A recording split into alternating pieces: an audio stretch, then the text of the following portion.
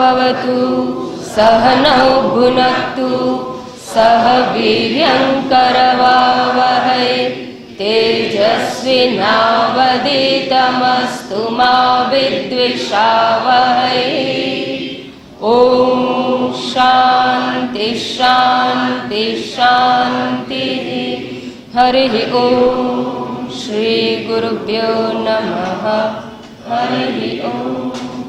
सदाशिवसमारम्भां शङ्कराचार्यमध्यमाम् अस्मदाचार्यपर्यन्तां वन्दे गुरुपरम्परां वन्दे गुरुपरम्परां। पंचदशी प्रकरण 7 बुकનું વોલ્યુમ જોઈને ખબર પડશે કે આ ગ્રંથ ઘણો દળદાર હોવાથી ઘણી વિસ્તારપૂર્વક એમાં ચર્ચા કરવામાં આવેલી છે. શેનો વિસ્તાર કર્યો છે, કઈ વિષય વસ્તુ શું છે એની સમજ પ્રથમ 2 શ્લોકમાં આપે છે અને પ્રથમ 2 શ્લોક તૃપ્તિદીપ પ્રકરણને ઓળખાવે છે, એનો પરિચય કરાવે છે. આ આખું પ્રકરણ બૃહદારણ્યક શ્રુતિના મંત્રને આધારે રચાયેલું છે. એનો વિષય છે આત્મજ્ઞાનથી તૃપ્તિ. તૃપ્તિ તૃપ્તિ એટલે સંતુષ્ટિ, સંતોષ. પણ શેના વડે? આત્મજ્ઞાનથી સંતોષ. આત્મનિએવ આત્મના તુષ્ટઃ એ જીવન મુક્તની તુષ્ટિ છે, જ્ઞાનીની તૃપ્તિ છે. અજ્ઞાનીની તૃપ્તિ શેનાથી છે? અનાત્મા પદાર્થોની પ્રાપ્તિથી છે. અને જ્ઞાનીની તૃપ્તિ આત્માના જ્ઞાનથી છે. એટલે જ્ઞાનીની તૃપ્તિ જ્ઞાનથી છે, અજ્ઞાનીઓની તૃપ્તિ અનાત્મા પદાર્થોની પ્રાપ્તિથી છે. આમ બંને વચ્ચે ખૂબ મોટો વિરોધ છે. બરાબર? તો આ વિષય વસ્તુ જ્ઞાનથી તૃપ્તિની પ્રાપ્તિ થાય, સંતુષ્ટિ થાય, જીવનમાં સંતોષ જ્ઞાનથી જ આવે છે અને એક આત્મજ્ઞાનથી જ આ સંતોષ પ્રાપ્ત થાય છે. એના વિશેની સમજ કે કેવી રીતે જ્ઞાનથી સંતોષ થાય, જ્ઞાનથી ખરેખર સંતોષ થાય કે નહીં, આ બધી વિસ્તારપૂર્વક છણાવટ 297 શ્લોક પર્યંત આ પ્રકરણમાં આપેલું છે. બૃહદારણ્યક શ્રુતિનો મંત્ર છે આત્માનમ ચેત વિજાનીયાદ અયમ અસ્મિ ઇતિ પુરુષઃ કિમ ઇચ્છન કસ્ય કામાય શરીરમ અનુસંજ્વરેત. એમાં પ્રથમ પંક્તિની અંદર વિષય વસ્તુ દર્શાવવામાં આવી છે અને દ્વિતીય પંક્તિની અંદર પ્રયોજન બતાવવામાં આવેલું છે. પ્રથમ પંક્તિમાં વિષય વસ્તુ આત્મજ્ઞાન, આત્માનમ ચેત વિજાનીયાત અયમ અસ્મિ, આ આત્મા હું છું એ પ્રમાણે જો આત્માને જાણી લેવામાં આવે, જે કોઈ પુરુષ, જે કોઈ જીવાત્મા, તો પછી એ આત્મજ્ઞાની પુરુષ કિમ ઇચ્છન કસ્ય કામાય, આ ફળશ્રુતિ બતાવે છે, કોની ઈચ્છા કરતો, કોની કામનાથી શરીરમ અનુસંજ્વરેત, શરીરની પાછળ સંતૃપ્ત થાય. શરીરને એટલે કે ઉપાધિને શા માટે કર્મમાં જોતરે અને દુખી થાય, શું મેળવવા દુખી થાય, શા માટે માથાકૂટમાં પડે કોઈ પ્રકારની જગતની? કેમ? જેણે આ આત્માને જાણી લીધો છે એને સંતૃપ્તિની પ્રાપ્તિ થાય છે, સંતોષ પ્રાપ્ત થાય. તો આમ પ્રથમ લાઈનમાં વિષય વસ્તુ, બીજી લાઈનમાં પ્રયોજન બતાવવામાં આવ્યો, તૃપ્તિ બતાવવામાં આવી. અને ત્રીજા શ્લોકથી હવે આ મંત્રની સમજૂતી આપવાનો આરંભ કરવામાં આવ્યો. મંત્રની અંદર શબ્દ છે પુરુષઃ. આત્માનમ ચેત વિજાનીયાત અયમ અસ્મિ ઇતિ પુરુષઃ. પહેલો જે શ્લોક છે એ બૃહદારણ્યક મંત્ર રૂપે રહેલો 4-4-12, બૃહદારણ્યક શ્રુતિમાં 4-4-12 એ મંત્ર આ છે. તેમાં પુરુષ શબ્દ જે છે એ શું છે એને ઓળખાવવા માટે હવે પ્રારંભ કરે છે. આ પુરુષ એટલે કોણ? તો એને ઓળખાવવા માટે પુરુષ ક્યાંથી આવ્યો, કેવી રીતે આવ્યો, પુરુષ કોને કહેવામાં આવે છે એ સમજાવવા માટે ઉત્પત્તિની વાતનો આરંભ કરવામાં આવ્યો. અને ત્રીજા શ્લોકની અંદર કહેવામાં આવ્યું કે આ જગતની અંદર 3 પ્રકારના ચેતન છે. ત્રીજા શ્લોકમાં શું કહેવાયું? આ પ્રકાર આ જગતમાં 3 પ્રકારે ચૈતન્ય ઉપલબ્ધ થાય છે. એક તો છે જીવાત્મા રૂપે, બીજો છે ઈશ્વર રૂપ ચૈતન્ય. ચેતન વસ્તુ બે થઈ, એક જીવરૂપ ચેતન, એક ઈશ્વર રૂપ ચેતન, અને ત્રીજું છે એ પરમાત્મા બ્રહ્મ પરબ્રહ્મ રૂપ ચૈતન્ય. હવે જીવો અનેક છે, ઈશ્વર એક છે. જીવની ઉપાધિ અવિદ્યા છે, ઈશ્વરની ઉપાધિ માયા છે. આમ જીવ ચૈતન્ય અને ઈશ્વર ચૈતન્ય વચ્ચે ભેદ છે. જીવોમાં અનેકતા છે, ઈશ્વર એક છે. અને ત્રીજું ચેતન છે એ બ્રહ્મ ચૈતન્ય. જ્યારે આવું કહેવામાં આવે ત્યારે કોઈ કહે કે તમે તો અદ્વૈતવાદની વાત કરો છો, આ 3 ચેતન કેવી રીતે ઉત્પન્ન થયા? જ્યારે જીવ ચેતન કહું ત્યારે સમજવાનું કે માત્ર માણસ નહીં, બધા જ જીવો, બધી જ યોનિઓ કહેવાય છે. કિન્નર, ગંધર્વ, યક્ષ વગેરે પણ યોનિઓ, અને મચ્છર, જંતુ, કરમિયા વગેરે પણ યોનિઓ. બધી યોનિઓની વાત એટલે જીવાત્મા. તો જીવાત્મા જે છે અને આ ઈશ્વર છે અને બ્રહ્મ છે, આ 3 થયા. તમે અદ્વૈત તત્વમાં વાત કરવા માંગો છો, બ્રહ્મ એક જ તત્વ છે, અદ્વિતીય છે, આ બીજા 2 ક્યાંથી આવ્યા? તો કે વાસ્તવમાં તો એક જ છે. એ જ બ્રહ્મ જે મૂળભૂત ચૈતન્ય છે એ જ જીવ અને ઈશ્વર રૂપે થયેલું છે. જીવ અને ઈશ્વર રૂપે આ બ્રહ્મ પરમાત્મા જ ઓળખાય છે. કેવી રીતે? તો કે જે અવિદ્યામાં પ્રતિબિંબિત ચૈતન્યને લીધે એ જ પરબ્રહ્મ જીવ રૂપે ઓળખાયો છે, અને માયા ઉપાધિમાં પ્રતિબિંબિત થવાને લીધે એ જ ચૈતન્ય ઈશ્વર રૂપે ઓળખાય છે. કેવી રીતે સમજવાનું? દ્રષ્ટાંત લઈએ એટલે સ્પષ્ટ થાય. એક સૂર્ય છે અને અત્યારે વરસાદને લીધે અનેક જગ્યાએ ખાબોચિયા, ખાડા બધામાં પાણી ભરાયું છે, અને મીઠી નદી તો દરિયાને મળવા માટે એટલી તડપાપડ થઈ છે કે લોકો ગભરાઈ ગયા. એણે એનું કદ વધારી દીધું છે. તો આવા જળાશયો છે, નદીઓ છે, ઝરણાઓ છે, ખાબોચિયાઓ છે, તળાવો છે, સરોવરો છે, અનેક જગ્યાએ પાણી છે. ક્યાંથી આવેલું પાણી છે? શેમાંથી બનેલું છે આ બધું? દરિયામાંથી. મૂળભૂત સ્ત્રોત શું છે? દરિયો. દરિયો જ અનેક નામે ઓળખાયો. અને દરિયો પોતે પણ છે કે નહીં? પોતે પણ છે.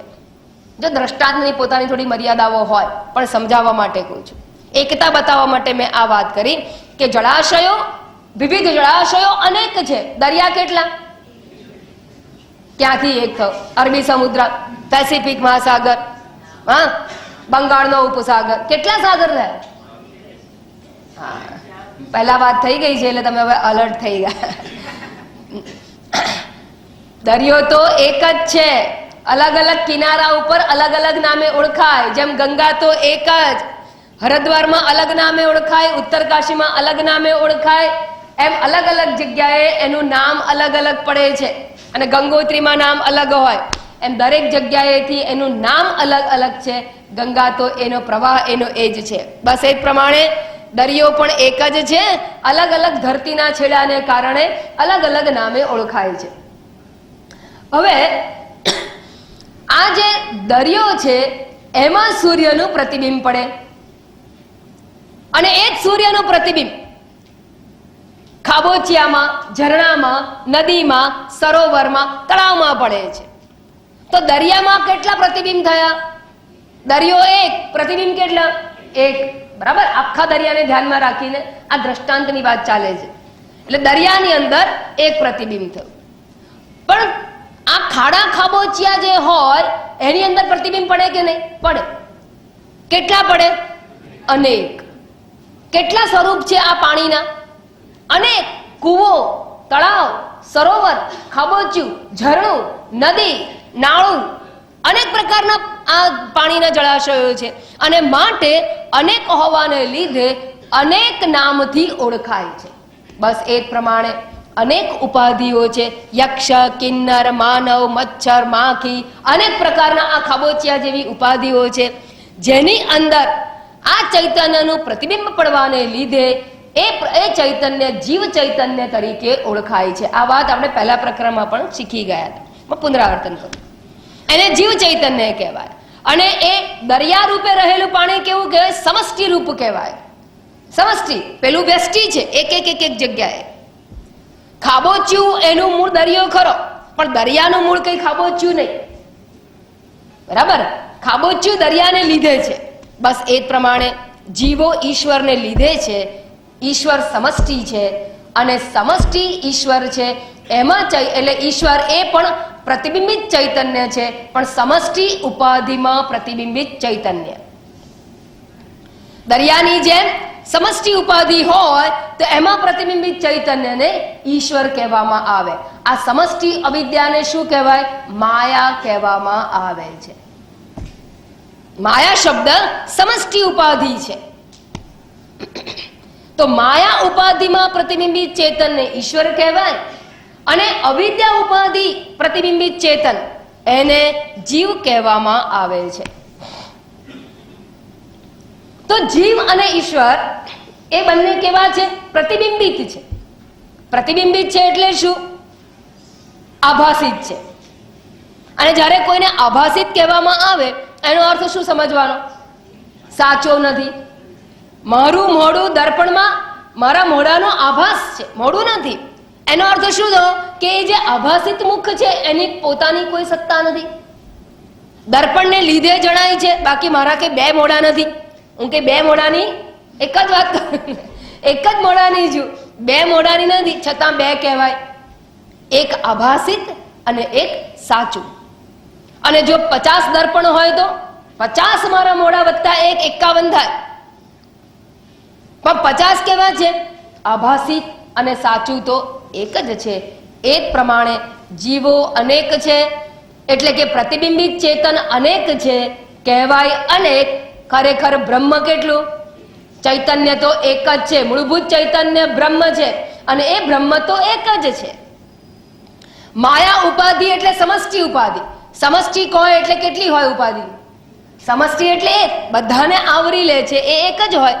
અને એ માયા ઉપાધિમાં પ્રતિબિંબિત ચેતન, પ્રતિબિંબિત બ્રહ્મ, એ કેટલા હોય? એક જ. અને એને ઈશ્વર કહેવામાં આવે છે. તો એક ઈશ્વર ચેતન અને અનેક જીવ ચેતન જે ઉપલબ્ધ થાય છે એ અનેકતા કે એક એવા ભેદ, અથવા તો જીવ અને ઈશ્વર એવા ભેદ જે ચૈતન્યને માટે કહેવાયા છે એ બંને મિથ્યા છે, આભાસિત છે. શા માટે આભાસિત છે?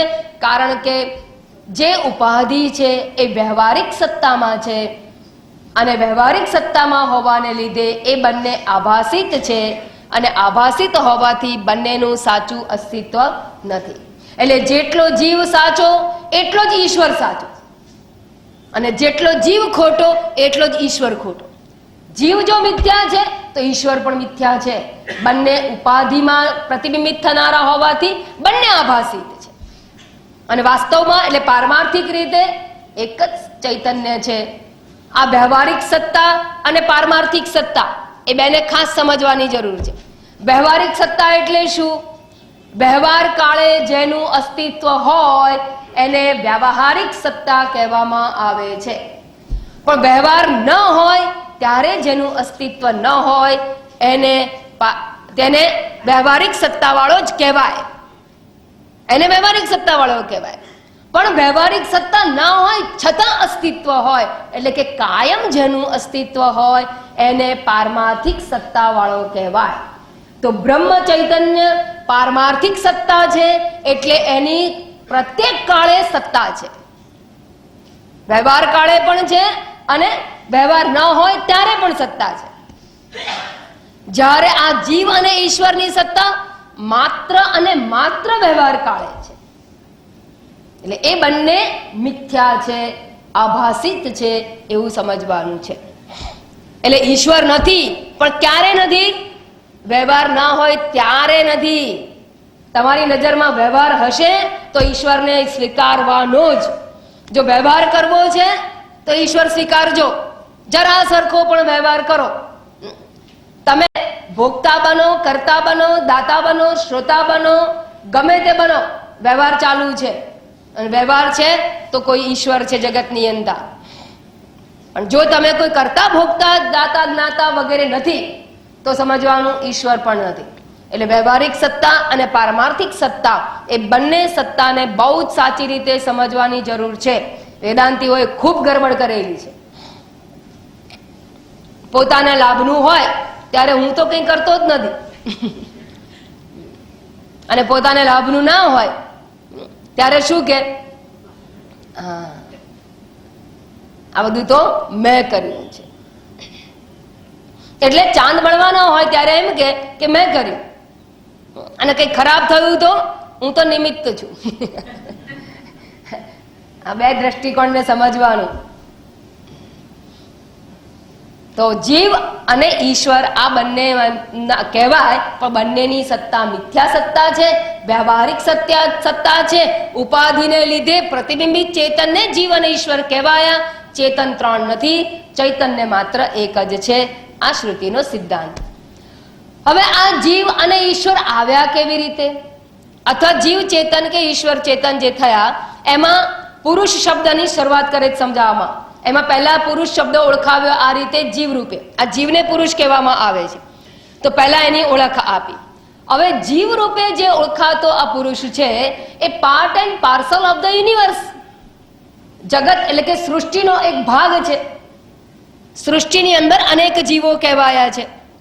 તો સૃષ્ટિનો એક ભાગ હોવાથી પહેલા સૃષ્ટિ કેવી રીતે આવી, એટલે જીવનું અસ્તિત્વ કેવી રીતે આવ્યું, એના ઉપર વિચારણા કરવામાં આવેલી છે. હવે સૃષ્ટિની ઉત્પત્તિ માટે ઈશ્વર છે એ સામાન્ય કારણ રૂપ છે. એટલે કે ઈશ્વર બધું મટીરિયલ પ્રોવાઈડ કરનારો છે. ઈશ્વર 5 ભૂત પ્રોવાઈડ કરનારા છે, અને ઈશ્વરે સૂક્ષ્મ સૃષ્ટિનું સર્જન કરેલું છે. પંચભૂત અને સૂક્ષ્મ સૃષ્ટિ એનું સર્જન ઈશ્વરે કર્યું. અને જેવું આ ઉત્પન્ન થયું, અસ્તિત્વમાં આવ્યું, એની સાથે જીવનું પ્રાગટ્ય થઈ ગયું. જીવનું પ્રાગટ્ય થયું કહું છું, એટલે શું કે જેવું સૂક્ષ્મ શરીર ઉત્પન્ન થયું એની સાથે જીવ ચૈતન્યનું અસ્તિત્વ છે. જીવ એટલે કોણ? સૂક્ષ્મ શરીર પ્રતિબિંબિત ચેતન, જેની મૂળભૂત સત્તા અવિદ્યા, એટલે અવિદ્યાને લીધે ઉત્પન્ન થયેલું સૂક્ષ્મ શરીર. પણ એ અવિદ્યા અવસ્થાની અંદર અવ્યક્ત હોય છે, પણ જેવું સૂક્ષ્મ શરીર બને ત્યારે એ વ્યક્ત થાય છે, અને માટે એ વખતે જીવનું પ્રાગટ્ય કહેવાય. જીવ એટલે કોણ? પ્રતિબિંબિત ચેતન. એટલે સૂક્ષ્મ શરીર અસ્તિત્વમાં આવતાની સાથે પ્રતિબિંબ ચૈતન્યનું પ્રતિબિંબ એમાં પડતું હોવાથી એ જીવનું પ્રાગટ્ય થયું કહેવાય. એટલે કે અવતાર થયો, પરમાત્માનો જીવાત્મા રૂપે અવતાર થયો, એને જ અવતાર કહેવામાં આવે. પ્રતિબિંબિત ચેતન રૂપે વ્યક્ત થવું એને જ અવતાર કહેવામાં આવે. એટલે ભગવાને ગીતામાં કહ્યું મમૈવાંશો જીવલોકે. ત્યાં સુધી જીવ નામની કોઈ વસ્તુ નહોતી. મને પ્રશ્ન ગઈ વખત આવેલો એટલે હું આ વસ્તુને જરા વધારે સ્પષ્ટ કરું છું કે જીવ જે છે એ ઉત્પન્ન કેવી રીતે થયો, તો આવી રીતે થયો કે પંચમહાભૂતની સૃષ્ટિ રચી અને સૂક્ષ્મ શરીરોની સૃષ્ટિ રચાઈ એ વખતે જીવ વ્યક્ત થયો. તો એ પહેલા જીવ કેવો હતો? અવિદ્યા રૂપા હતો. અવિદ્યા અવસ્થામાં એટલે કે અવ્યક્ત અવસ્થામાં હતો. અને અવ્યક્ત અવસ્થામાં જીવ અને ઈશ્વરના ભેદ હોતા નથી. જ્યારે તમે સૂઈ જાઓ ત્યારે તમારા માટે કોઈ ઈશ્વર નથી, તમે પોતે જીવ પણ નથી. જીવ ઈશ્વરના ભેદ અવ્યક્ત અવસ્થામાં નથી, ડોર્મન્ટ સ્ટેજમાં નથી. પણ જ્યારે વ્યક્ત થાય છે સૂક્ષ્મ શરીર રૂપે, અને એની સાથે જીવ ભાવનું પ્રાગટ્ય થાય છે, એને જ પરમાત્માનો અવતાર કહેવામાં આવે છે. જીવ રૂપે અવતાર. અનેન જીવેન આત્મા અનેન જીવેન અનુપ્રવિશ્ય નામ રૂપે વ્યાકરવાણી. આમ શ્રુતિ છાંદોગ્ય શ્રુતિના 6 અધ્યાયમાં કહેવામાં આવેલું છે. અનેન જીવેન આત્મના અનુપ્રવિશ્ય નામ રૂપે વ્યાકરવાણી. એટલે એ જ પરમાત્મા જીવ રૂપ થઈ અને આ સૂક્ષ્મ શરીરમાં પ્રવેશ્યો. પ્રવેશવો એટલે શું એની વાત પણ આગળ આવશે, બરાબર? પછી તત્ સૃષ્ટ્વા તદેવાનુપ્રાવિશત. તો પ્રવેશવું એટલે શું એ પણ સમજજો કે જેમ દર્પણ છે એ ઉત્પન્ન થયો પછી એની અંદર આકાશ ક્યારે પ્રવેશે છે?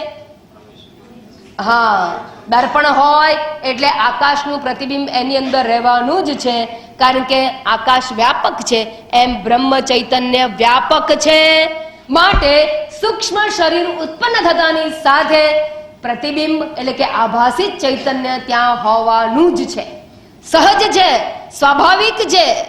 જેમ દર્પણમાં વૃક્ષનું પ્રતિબિંબ પડવા માટે કોઈ રાહ કે સમયની રાહ નથી જોવાની કે કઈ ક્રિયાની રાહ નથી જોવાની, સ્વાભાવિક છે. પ્રતિબિંબ એટલે જ જે સ્વાભાવિક હોય એમ જેવું સૂક્ષ્મ શરીર ઉત્પન્ન થાય અને આ પ્રતિબિંબ અહીંયા જણાતું હોય છે. એટલે કે ચેતનતા આ અંતઃકરણની અંદર સૂક્ષ્મ શરીરમાં જણાવવા માંડે છે. સારું, બીજી વાત મેં કહી કે આ સૃષ્ટિ તો ઈશ્વરે રચી. ઈક્ષણાદિ પ્રવેશાંતા સૃષ્ટિ રીશેન કલ્પિતા, ચોથા શ્લોકમાં કહેવાયું પહેલી લાઈનમાં, એ ગઈ વખત ચર્ચા કરી ગયા. પછી જાગ્રદાદિ વિમોક્ષાંત સૃષ્ટિ જીવેન કલ્પિતા. તો જીવે શું સર્જન કર્યું? બસ આટલું સર્જન ઈશ્વરે કર્યું છે. પણ ઈશ્વરે જ્યારે આટલું પહેલું સર્જન કર્યું એમાં યાદ રાખજો કે જીવાત્મા એટલે ઈશ્વરે બનાવી ખરી સૃષ્ટિ, અનેક જીવો બનાવ્યા, અનેક જીવોને રહેવાના આવાસ બનાવ્યા, એટલે 14 ભુવન અને અનેક યોનિઓ. કેટલી યોનિઓ? 84 લાખ. આપણને તો ખબર નથી, ગણવાય નથી ગયા, ખબર નથી. 84 લાખ ગણવા જઈએ તો લાખ યોનિમાં તો આપણું પતી જાય. બધી ખબર હોય તો એ જીવો કેટલા પ્રકારના જીવો છે આપણને ખબર, શાસ્ત્ર કહે છે. તો 84 લાખ જીવો કો અને 14 પ્રકારના ભુવન કો, એ બધું ઈશ્વરે બનાવેલું છે. પણ આ ઈશ્વરે આ 14 ભુવનમાં કયા કયા ભુવન બનાવ્યા? તો કે 7 અપ 7 ડાઉન. બરાબર? આ 7 ડાઉન એટલે શું? નરક, રસાતાલ, આ બધા રૌરવ નરક, જાત જાતના નરક, એ બધું કોણે બનાવ્યું? ઈશ્વરે બનાવ્યું. તો ઈશ્વરે નરક શું કામ બનાવ્યું? સ્વર્ગ જ સ્વર્ગ બનાવવું હતું ને. પૃથ્વી જ ના બનાવ્યું હોત આપણે બધા સ્વર્ગમાં હોત. અરે ભાઈ, ઈશ્વરે આ જે સર્જન કર્યું ને એમાં ઈશ્વર સર્જન કરવા માટે સામાન્ય કારણ છે. એણે કેમ 14 ભુવન બનાવ્યા? 14 ભુવનમાં કેટલી યોનિઓ એટલે કેટલા મનુષ્યના ખોખા બનાવ્યા, કેટલા મચ્છર ખોખા બનાવ્યા, કેટલા માખી ખોખા બનાવ્યા, એ પ્રકારે જે યોનિઓ કેટલી બનાવવી એટલે શરીર, યોની શરીર કેટલી બનાવવી એ નક્કી કોણ કરે છે? તો જીવોના બ્લુ પ્રિન્ટને આધારે જીવો બ્લુ પ્રિન્ટ પ્રોવાઈડ કરે છે. કેવી રીતે? પોતાના કર્મો પ્રોવાઈડ કરીને. બ્લુ પ્રિન્ટ એટલે પોતાના કર્મો. તો ઈશ્વર જ્યારે બધું બનાવે છે એ જીવોના કર્મને આધીન બનાવે છે. કોને ધ્યાનમાં રાખીને બનાવે? હવે હું તમને બીજી વાત સમજાવું. ગઈ વખત દ્રષ્ટાંત મેં આપેલું કે આપણા મુંબઈ શહેરની અંદર જેલ છે. ભારત સરકારે ભારત દેશની અંદર જેલ બનાવી. જેલ શું કામ બનાવી? શું કામ કોઈને પૂરવા ના? આપણે પૂરવા જ ના જોઈએ ને, કોઈ બધાને મુક્ત જ રાખવા છે ને. સ્વતંત્રતા માટે તો કેટલી ઝુંબેશ કરેલી હતી. જેલ બનવી જ ના જોઈએ. હવે તમે સંમત થશો, પેલાને તો જેલમાં જ પૂરવો જોઈએ, સીધો જ કરવો જોઈએ. હે, જેલમાં પૂરીને સીધો જ કરવો જોઈએ. આવું કોણ નક્કી કરે છે? ગવર્મેન્ટ નક્કી કરે. તો કેટલી જેલ બનાવવી કોણ નક્કી કરશે? ગવર્મેન્ટ. કેટલી જેલ બનાવવાની? કેદીઓને આધારે. કેટલી લૂંટફાટ થાય છે, કેટલા ગુના થાય છે. રામ રાજ્ય જેવું હોય, ગુનો જ ના થતો હોય. એ જમાનામાં જેલનું નામ છે કૃષ્ણ અવતારમાં હતું. ભગવાન પોતે જેલમાં, કંસના રાજ્યમાં જેલ હતી. રામ રાજ્યમાં જેલ સંભળાતી નથી. રામાયણમાં જેલ નથી સંભળાતી, મહાભારતમાં સંભળાય છે. અને અત્યારે તો કળિયુગ છે, પેલો યુગ એ ગયો. તો હવે પ્રાધાન્ય વધી ગયું કે નહીં જેલનું? જેલ બનાવવી પડે કે નહીં બનાવવી પડે? કેટલી બનાવવી પડે? કેવી બનાવવી પડે? આ બધું કોણ નક્કી કરે છે? હા, લોકો પોતાના કર્મ સરકારને પ્રોવાઈડ કરે છે. નોંધાય છે ચોપડે, છીંડે ચડ્યો ચોર. આ સરકારમાં એવું છે. અને એ પ્રમાણે એને માટે જેલ બનાવવામાં આવે. એટલે એને એની શિક્ષા પ્રમાણે અલગ અલગ પ્રકારની, જેમ જેલ ખરેખર ન ગમે છતાં બનાવવી પડે છે, એ જ પ્રમાણે જીવોના કર્મ એ પહેલા બ્લુપ્રિન્ટ તરીકે અવ્યક્ત દશામાં હતું. સદૈવ સૌમ્યદમગ્રાસીત એકમેવાદ્વિતીયમ. એ શ્રુતિ બતાવે છે કે આ જગત અને આ જગતની બ્લુપ્રિન્ટ ઉત્પત્તિ પૂર્વે અવ્યક્ત દશામાં ઈશ્વરની અંદર હતી. પરમાત્મામાં બ્લુપ્રિન્ટ હતી. જેમ કોક છોકરો નાનો હોય અને સીધો 5 વર્ષનો ના થયો હોય, એની સામે કંઈ હાર્મોનિયમ આવી ગયું અને જો સરસ સૂર ચલાવતો હોય, એનો અર્થ શું સમજવાનો? બ્લુપ્રિન્ટ હતી. બ્લુપ્રિન્ટ એટલે સંસ્કાર. સંસ્કાર રૂપે હતું અને હાર્મોનિયમ મળતાની સાથે વ્યક્ત થઈ ગયું. બરાબર? બસ એ પ્રમાણે ઈશ્વરની અંદર આ જગતની બ્લુપ્રિન્ટ હતી. જીવોની, એના કર્મોની બ્લુપ્રિન્ટ હતી. એને આધારે ઈશ્વરે આ જગત રચેલું છે એવું શાસ્ત્રમાં કહેવાયું છે. પહેલો જીવ ક્યારે? એ કે પહેલા હતું જ. પહેલો જીવ ક્યારે એવું વર્ણન નથી આવ્યું. આસીત કહ્યું છે. સદૈવ આસીત ઇદમ જગત સદૈવ આસીત. આ જગત હતું, પછી અવ્યક્ત દશામાં હતું, એને પ્રલય અવસ્થા કહેવામાં આવે. અને સૃષ્ટિની સર્જન અવસ્થા એટલે એની અભિવ્યક્તિની અવસ્થા. જેમ માણસ, એ છોકરો ઊંઘી ગયો તો એનામાં સંગીતનું જ્ઞાન છે. તો ક્યાં સંગીતનું જ્ઞાન છે? એ તો ઘોરે છે. એટલે અત્યારે અવ્યક્ત દશામાં છે, પ્રલય અવસ્થામાં છે. એનું સંગીતનું જ્ઞાન પ્રલય અવસ્થામાં છે. પછી જાગે અને હાર્મોનિયમ આપો ત્યારે એ વ્યક્ત દશામાં આવે છે. બસ એવી જ કંઈક રમત અહીંયા છે. એ જ સંદર્ભમાં ગીતામાં કહેવાયું, અવ્યક્તાદિની ભૂતાની વ્યક્ત મધ્યાની ભારત. ભૂતો, આ બધા જીવો અવ્યક્ત હતા પૂર્વે અને અત્યારે વ્યક્ત થયેલા છે. સૃષ્ટિ ઉત્પન્ન થતાની સાથે એની અભિવ્યક્તિ થયેલી છે. તો આમ જીવોની અભિવ્યક્તિ સુધીની સૃષ્ટિ ઈશ્વરે રચેલી છે. હવે જીવ આવી ગયો પછી આગળ વાત ચાલે. જીવ તો પછી કંઈક કરે ને, પહેલા આવે તો ખરો. એટલે વ્યક્ત તો થાય, એ અભિવ્યક્ત થયો, ગાદીએ બેઠો, એની સાથે એની લીલા શરૂ થઈ. તો જીવની કઈ સૃષ્ટિ છે? તો કે જીવ સૌથી પહેલા તો એનો ખેલ કયો છે? તો કે 3 પ્રકારની અવસ્થામાંથી પસાર થાય છે. કઈ કઈ 3 અવસ્થા? જાગ્રત, સ્વપ્ન, સુષુપ્તિ. આ જાગ્રત, સ્વપ્ન, સુષુપ્તિ આ જો બધા બહુ જ બેઝિક કોન્સેપ્ટ છે. એનું પુનરાવર્તન હું કરી રહી છું અને આવશ્યક છે. I know it is revision, but you must remember this અને it must be very very clear to you. જાગ્રત આદિ અવસ્થા છે એટલે કે 3 અવસ્થાઓ. 3 અવસ્થાઓ કઈ કઈ આધારે છે?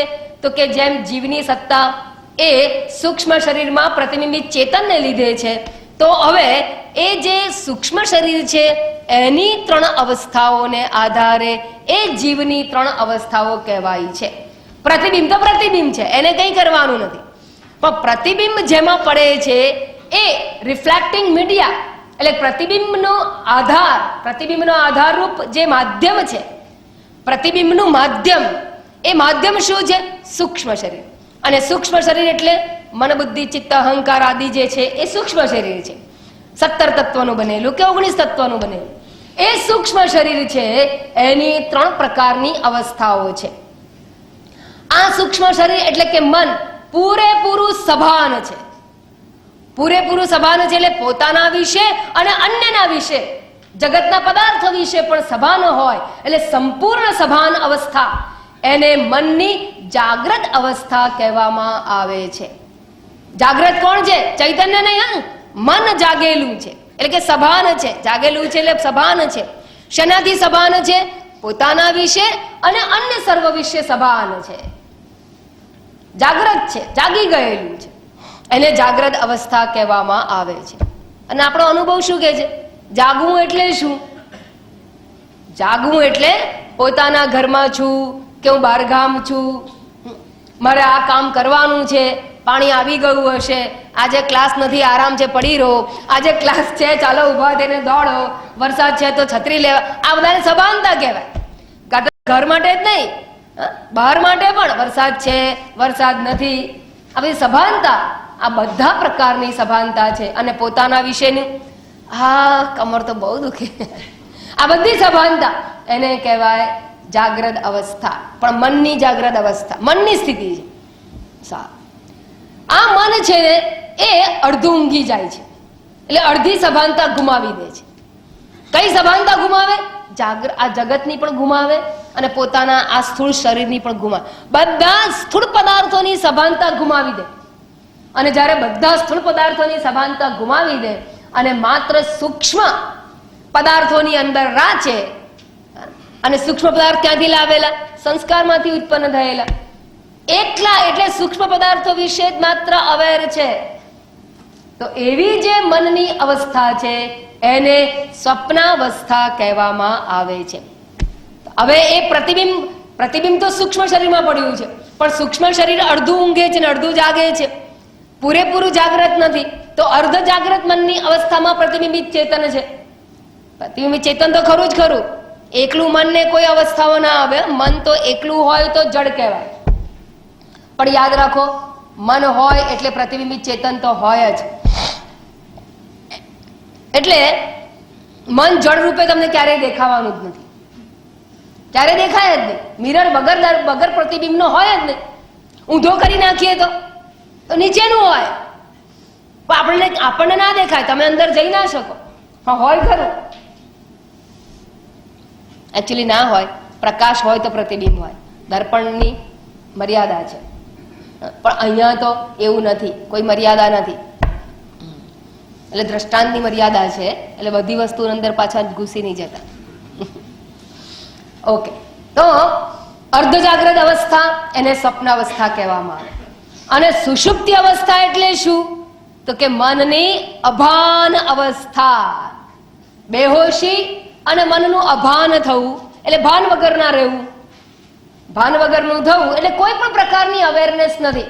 નથી પોતાના વિશેની અવેરનેસ, નથી બીજાના વિશેની અવેરનેસ. હું કોણ છું, ક્યાં છું, ભણેલી છું, અભણ છું, સ્ત્રી છું, પુરુષ છું, મુંબઈમાં છું, અમેરિકામાં છું, રોગી છું, નિરોગી છું, કોઈ ભાન નથી. ગરીબ છું, તવંગર છું, કઈ ભાન નથી. એવી જે પોતાના વિશેની અશુદ્ધિ એટલે બેહોશી, અને જગત વિશેની પણ બેહોશી. મારા શરીર પર મચ્છર બેઠો કે માખી બેઠી કે મારું ઓઢવાનું કોઈ ખેંચી લીધું, કઈ ખબર નથી. કે કિનારા પર છીએ, હમણાં પડી જઈશું, એ કઈ ખબર નથી હોતી. એવી તદ્દન બેહોશીની અવસ્થા, પણ એટલે મનની અભાન અવસ્થા, એને સુષુપ્તિ અવસ્થા કહેવામાં આવે છે. આ ત્રણ અવસ્થા વાળો કોણ થાય છે? પેલો જીવ. ઈશ્વર નહીં. ઈશ્વર નહીં. ઈશ્વરની કોઈ અવસ્થા નહીં. ઈશ્વરની એક જ અવસ્થા. અને ઈશ્વરને માટે બંધન જેવું કંઈ છે નહીં. પણ આ ત્રણ અવસ્થા વાળો આ જીવ હોવાને લીધે આ જીવાત્મા ત્રણ અવસ્થાની અંદર વિવિધ પ્રકારના અનુભવ કરે છે, અને અનુભવ કરીને કર્તા ભોગતા બને છે. કર્તા કોણ બને છે? જીવાત્મા. અને એ કર્તા ભોગતા બનવાને લીધે બંધનનો અનુભવ કરે છે. પહેલા ત્રણ અવસ્થા વાળો થાય. જાગ્રત અવસ્થાની અંદર સ્થૂળ આદિ દેહની અંદર એટલે સ્થૂળ ઉપાધિમાં તાદાત્મ્ય ભાવ કરે, અને હું શરીર છે એવું માની શરીર દ્વારા થતા કર્મો, ઇન્દ્રિય દ્વારા થતા કર્મો, મન બુદ્ધિ વડે થતા કર્મોને પોતાના માની લઈને કર્તૃત્વનો ભાવ ધારણ કરે છે. માટે ભોક્તૃત્વ રૂપી બંધન એને ભોગવવું પડે છે. કર્મ કરે એટલે ભોગવવું જ પડે. ભોગવવું જ પડે એનો અર્થ કે બંધન. કર્મની જેલમાં સપડાઈ જાય છે. અને જ્યારે બંધનનો ભાવ છે, માટે બંધનથી છૂટવા માટે મુક્તિનો પ્રયત્ન છે. એટલે જીવ બંધનનો અનુભવ કરે છે, માટે છૂટવા માટે, મુક્તિ માટે પ્રયત્ન કરે છે. બંધનથી છૂટવા, મુક્તિ માટે પ્રયત્ન કરે છે. આવું હોવાને લીધે મોક્ષની પ્રવૃત્તિ આ જીવને માટે રહેલી છે. બંધનમાં જે હોય એના માટે મુક્તિની પ્રવૃત્તિ છે. ઈશ્વર બંધનમાં નથી, માટે એના માટે મુક્તિની પ્રવૃત્તિ નથી. જ્યારે જીવને બંધન છે, માટે મુક્તિ માટે પ્રયત્ન કરે છે. અને મુક્તિ માટે પ્રયત્ન કરે તો પછી પોતાને મૂળભૂત ચૈતન્ય રૂપે સમજી જાય તો બંધન જેવું રહેતું નથી. એને જીવન મુક્તિ કે વિદેહ મુક્તિ કહેવામાં આવે છે. પણ વિદેહ મુક્ત થઈ જાય પછી કે જીવન મુક્ત થઈ જાય તો જીવ રહ્યો જ નહીં. બસ આટલી જ સૃષ્ટિ જીવની બરાબરી આટલી જ છે. કેટલી? જાગ્રદાદિ વિમોક્ષાંત સૃષ્ટિ જીવેન કલ્પિતા.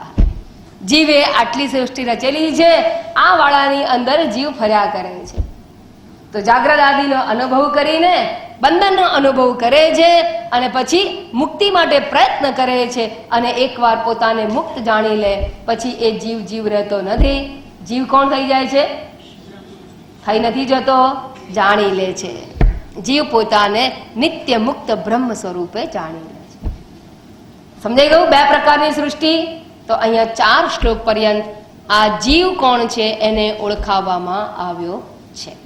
આટલી વાત થઈ ગયા બાદ હવે આપણે આગળ વાત કરીએ શ્લોક નંબર 5 ની અંદર.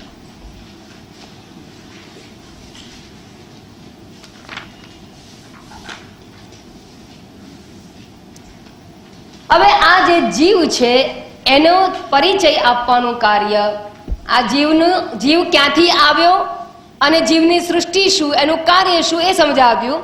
હવે જીવ ખરેખર કોણ છે, કેવી રીતે જીવ બન્યો છે એની વાત શ્લોક નંબર 5માં સમજાવે છે. એટલે યાદ રાખજો, પહેલા જીવ કેવી રીતે આવ્યો ને પહેલું કર્મ કહ્યું, પહેલું કર્મ કર્યું એટલે જીવ આવ્યો. આ બધી એકચ્યુઅલી જોવા જઈએ તો માત્ર ભ્રાંતિ છે, અજ્ઞાનમાં ઉત્પન્ન થયેલી. પણ ઓલરેડી આપણે પોતાને જીવ માની બેઠેલા છીએ, જગતને અનુભવી રહ્યા છીએ, જગત નિયંતા ઈશ્વરે આપેલા કર્મના ફળને ભોગવી રહ્યા છીએ. માથે ઈશ્વરને રાખીને ચાલવાનું છે. માટે અત્યારે એ ઓલરેડી છે, ઇટ ઇઝ ઓલરેડી એસ્ટાબ્લિશ્ડ. જીવને એસ્ટાબ્લિશ શાસ્ત્ર કરતું નથી. જ્યારે પ્રશ્ન કરવામાં આવ્યો કે જીવ પહેલો કયો આવ્યો, પહેલું કર્મ કેવી રીતે, યાદ રાખજો, શાસ્ત્ર જીવને એસ્ટાબ્લિશ કરતું જ નથી. શાસ્ત્રની નજરમાં તો જીવ અને ઈશ્વર બંને મિથ્યા છે અને એને મિથ્યાત્વ સમજાવી અને સત્યનું દર્શન કરાવવું એ શાસ્ત્રનો પ્રયત્ન છે. એટલે આ બધા પ્રશ્ન અત્યારે વાહિયાત છે, પણ અત્યારે વાહિયાત કહી દઈએ તો મગજમાં જલ્દી ઉતરે જ નહીં, કારણ કે આપણા માટે એ જ સત્ય છે અને બ્રહ્મ જેવું મિથ્યા છે. આપણો તદ્દન વિપરીત અનુભવ છે અત્યારે. અને માટે એ વાતને અત્યારે શાસ્ત્ર છેડતું નથી. ધીરે ધીરે ધીરે જીવનો સાચો પરિચય કરાવશે એટલે આપોઆપ તમને સમજાઈ જશે કે અત્યાર સુધી આપણે મોહિત થયેલા એટલે કે ભ્રાંત થઈને જીવતા હતા. એતાવંતમ અહંકાલમ મોહેનૈવ વિડંબિતઃ, જનકજીએ અષ્ટાવક્રજીને કહ્યું છે. અત્યાર સુધી હું શું મોહમાં ભ્રાંતિમાં ભટકી રહ્યો હતો, પણ એ ક્યારે સમજાય? જાગીને જોઉં તો. જાગું જ નહીં તો સૃષ્ટિમાં ભ્રમણ છે અને સૃષ્ટિ પણ છે અને સૃષ્ટિ માથે માછલા ધુએ છે એટલે દુઃખમાંથી મુક્તિ પણ નથી ત્યાં સુધી. માટે અત્યારે એ કહેવાનું વાહિયાત છે. જ્યાં સુધી કર્તૃત્વ દ્રઢ બેઠેલું હોય, જ્યાં સુધી સુખ દુઃખ આપણે અનુભવી રહ્યા હોઈએ અને દુઃખ છે પારાવાર લાગતું હોય અને સુખની અંદર છકી ગયા હોઈએ, ત્યાં સુધી આ બધી વસ્તુ પોકળ છે એ સમજાય નહીં. એટલે ધીરે ધીરે ધીરે ધીરે એને બહાર કાઢવાનો પ્રયત્ન શાસ્ત્ર કરે છે. એટલે શાસ્ત્રનું તાત્પર્ય જીવને એસ્ટાબ્લિશ કરવાનું નથી, ઉત્પન્ન થયેલી સૃષ્ટિ છે એવું સિદ્ધ કરવાનું શાસ્ત્રનું તાત્પર્ય નથી. શાસ્ત્રનું તાત્પર્ય શું છે? હા, શું? બ્રહ્મ સત્યમ જગન મિથ્યા જીવો બ્રહ્મૈવ નાપરા શ્લોકાર્ધેન પ્રવક્ષ્યામિ યદુક્તમ શાસ્ત્ર કોટિભિઃ.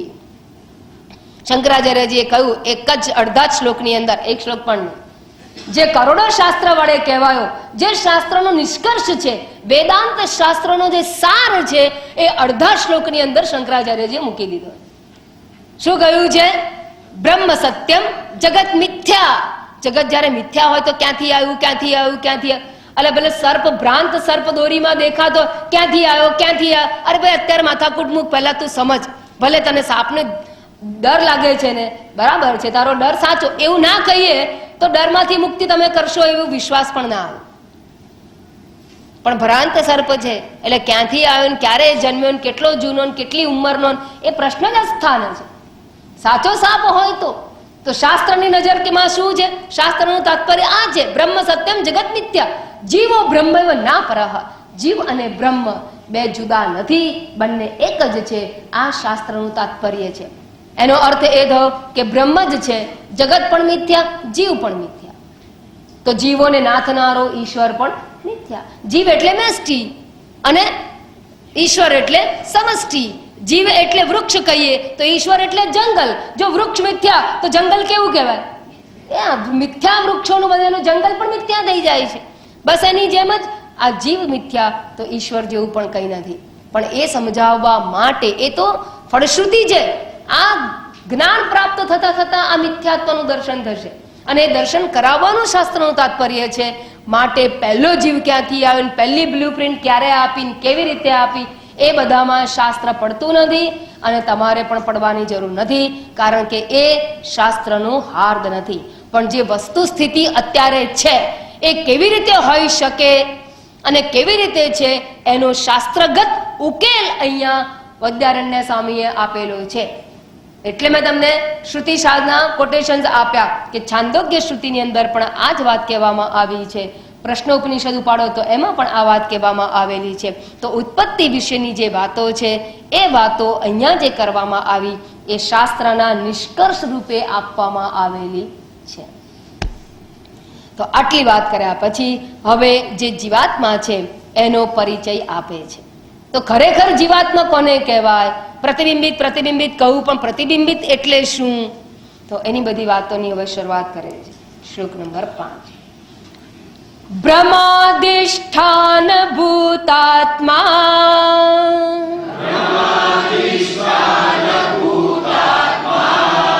કૂટસ્થા સંગચિદ્વપુઃ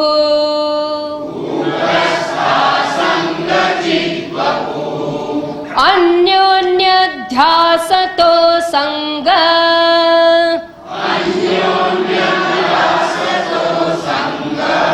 ધીસ્થ જીવોત્ર પુરુષઃ.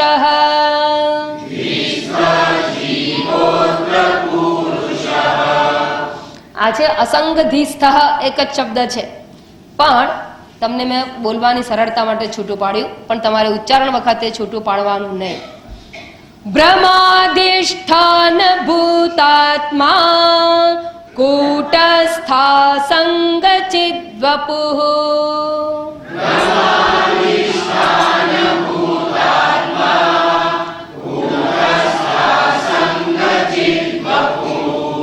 અન્યોન્યધ્યાસતો સંગધીસ્થ જીવોત્ર પુરુષઃ.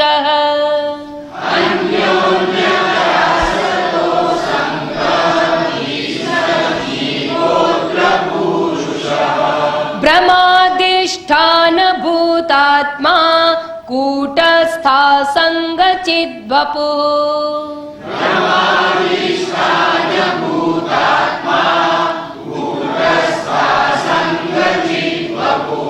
અન્યોન્યધ્યાસતો સંગધીસ્થ જીવોત્ર પુરુષઃ.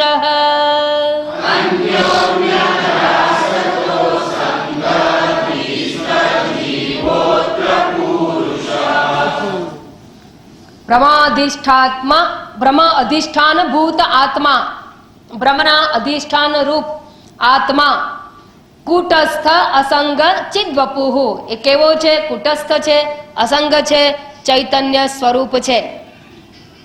અન્યોન્ય અધ્યાસતઃ, અન્યોન્યના અધ્યાસથી, એકબીજાના અધ્યાસને લીધે, અસંગધીસ્થ, અસંગ એવી બુદ્ધિમાં રહેલો, જીવ જીવાત્મા, અત્ર અહીં આ શ્રુતિની અંદર, પુરુષ પુરુષ નામે ઓળખાય છે. આ માત્ર ભાષાંતર એટલે શબ્દાર્થ, ભાષાંતર પણ નહીં, શબ્દાર્થ કરે. હવે સમજવાનો પ્રયત્ન કરીએ. પુરુષ, પુરુષ શબ્દને મેં કહું પરિચય આપવામાં, આ શ્લોકમાં પુરુષ શબ્દનો પરિચય આપ્યો. પુરુષ શબ્દ ક્યાંથી લેવામાં આવ્યો? પહેલો શ્લોક જુઓ. પહેલો શ્લોક શું છે? બૃહદારણ્યક શ્રુતિનો શ્લોક છે, મંત્ર છે, અને એમાં પુરુષ શબ્દ આપ્યો છે. એ પુરુષ કોને કહ્યું છે? પુરુષ એટલે કોણ? તો કે જીવાત્માને પુરુષ કહેવાય. જીવ અત્ર પુરુષ, જીવાત્માને જ અહીંયા પુરુષ કહેવામાં આવેલું છે. એટલે જ્યારે જ્યારે શાસ્ત્રમાં પુરુષ શબ્દનો પ્રયોગ કરવામાં આવે ત્યારે દાઢી મૂછ ગલ્પવાના નહીં. હા, કે દાઢી મૂછ વાળો પુરુષ અને બહેનો માટે તો કઈ છે જ નહીં. એક જણે પ્રવચન વખતે સ્વામીજીને અમે લોકો જાપાન ગયા હતા પ્રવચન કરવા. એક ભાઈએ પ્રશ્ન કર્યો, આ બધું જેટલું તમે પુરુષ પુરુષ કર્યા કરો છો તો બધું ભાઈઓ માટે જ છે, બહેનો માટે કઈ છે જ નહીં શાસ્ત્રમાં. બહેનોને કઈ કરવાનું જ નથી હોતું, ભાઈઓએ જ કરવાનું હોય. તો અહીંયા એવું નથી હોતું. પુરુષ શબ્દ જે છે એ જીવાત્મા માટે વપરાયેલો છે. અત્ર એટલે અહીં આ શ્રુતિની અંદર પુરુષ શબ્દ છે એ જીવાત્મા માટે કહેવાયેલો છે. અને આવું નથી સમજાય એટલે કેટલાય લોકો કેટલાય સંપ્રદાયની અંદર પણ એટલા બધા સંપ્રદાયની કેટલાક મહાપુરુષોની અંદર પણ આ પુરુષ શબ્દ માટે છે ને પુરુષોનો જ પ્રાધાન્ય, એટલે બહેનોને તો કંઈ જ નહીં. એ પ્રકારની વિચારણા ચાલે છે કેટલીય જગ્યાએ.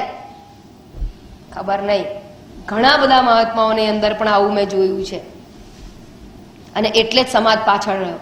જે સમાજની અંદર બહેનો જાગૃત હોય, બહેનો ભણેલી હોય, એ સમાજ કેટલો આગળ વધે છે. 9 મહિના સુધી બાળકને સંસ્કાર આપે પેલા પોટમાં, પછી બહાર પણ પહેલો સંસ્કાર માં જ આપે. જાગૃત હોય માં તો જ સંસ્કારથી એને આગળ વધી શકે.